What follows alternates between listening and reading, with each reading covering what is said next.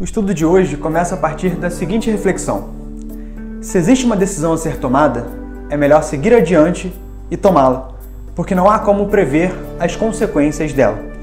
Todas as artes divinatórias, elas servem para aconselhar as pessoas, não para prever o futuro. E disso a gente traz a oração: seja feita a vossa vontade. Quando a vossa vontade é feita, ainda que ela mostre um problema, ela traz junto a solução. Bonito, hein? Bacana, Gostei. né? Você mandou muito bem também, parabéns. Muito obrigado. E essa passagem, depois dessa passagem maravilhosa dita pelo nosso querido companheiro João, vamos debater um pouco, né? Vamos refletir um pouco sobre ela e o que ela quer dizer, né? Se existe algo a ser feito, faça, independente das consequências disso. Se existe algo a ser feito, vamos lá, né? Vamos começar a botar os pingos nos is. Já dá uma tremedeira, né? Não é que você, não é tipo, então existe algo a ser feito qualquer coisa. Não, quando a gente fala que existe algo a ser feito, significa que existe algo que deve ser feito e não algo que você quer fazer ou algo que alguém deseja fazer. Não, são coisas que precisam ser feitas. É bem diferente. Então a gente já exclui ali 80% das coisas que poderiam ser feitas, né? A gente concentra somente naqueles 20% que deveriam ser feitos. Então, se existe algo que deve ser feito, faça. Por quê? Porque ele deve ser feito. Não pode ser que coisa idiota, mas é bem simples assim, é bem simples. Se as coisas precisam ser feitas, se é o certo fazer, faça. Porque se você não fizer, acredite, também haverão consequências. Não é só porque você está fazendo. Fugir das Exatamente. Não é porque você está fazendo aquilo, meu Deus, vão vir consequências. Se você não fizer, também vão vir. O problema é que, se você fizer, talvez venham consequências boas, talvez venham consequências ruins. Se você não fizer, certamente virão consequências ruins. Então, faça. Esse é o primeiro ponto, né? Acho que isso ficou bem claro. Sim. Faça. E não tenha medo das consequências. Por quê? Porque as consequências, mesmo que elas sejam consequências ruins ou que elas venham com uma aparência ruim, porque às vezes ruim é muito uma questão de percepção pessoal. É uma opinião enviesada, tipo, eu acho que isso é ruim, isso me parece ruim, isso é ruim pra mim, eu sinto isso como coisa ruim, não necessariamente é, mas beleza. Mesmo que as suas ações positivas tragam consequências negativas, dentro dessas consequências negativas também haverão soluções para elas. O texto deixa isso bem claro e talvez seja um pouco difícil de você entender, e eu acho que um exemplo bom para isso é pensar, por exemplo, na questão de um remédio, de uma vacina, de um antídoto. Toda vacina é feita utilizando o próprio vírus que você quer combater. Todo antídoto para um veneno é feito utilizando o próprio veneno. De uma certa forma, isso já prova pra gente que toda solução de um problema está no próprio problema. Então, se existe uma consequência ruim a respeito de uma ação certa, uma ação que precisava ser tomada, beleza, o problema não está na ação.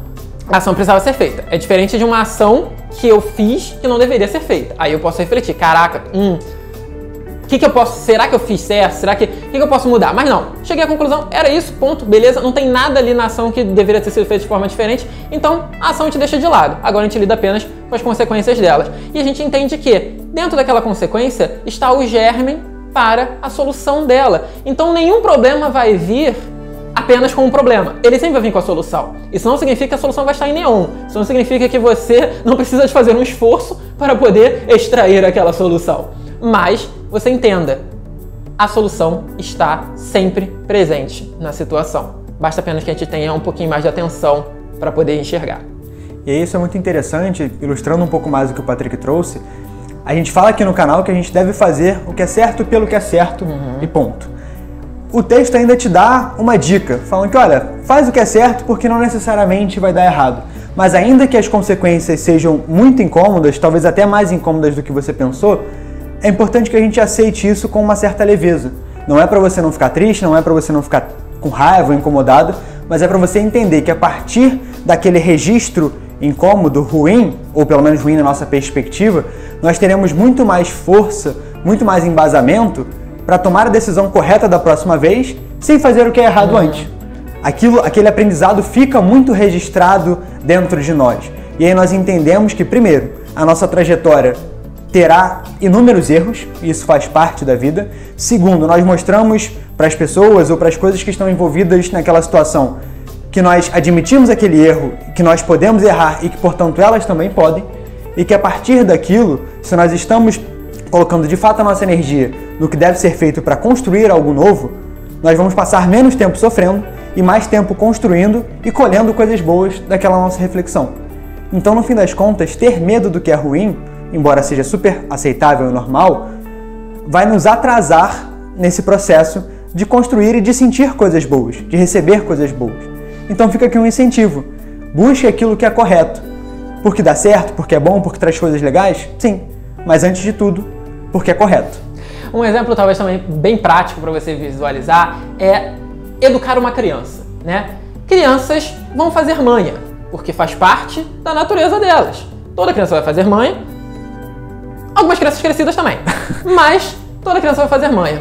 Se você simplesmente ignora a manha daquela criança ou cede de forma paliativa a manha daquela criança para que isso não gere um estresse maior, isso vai gerar um estresse maior. Não naquele momento, mas isso a posteriori, isso num outro momento, vai gerar consequências que não vão ser consequências positivas. Agora, se você pega aquela criança naquele momento que ela está tendo esse comportamento e você a censura, né, dá esporro, não, bater não, mas você a censura de forma racional, você corta aquele mal ali pela raiz, provavelmente aquilo vai gerar um desconforto grande naquele momento.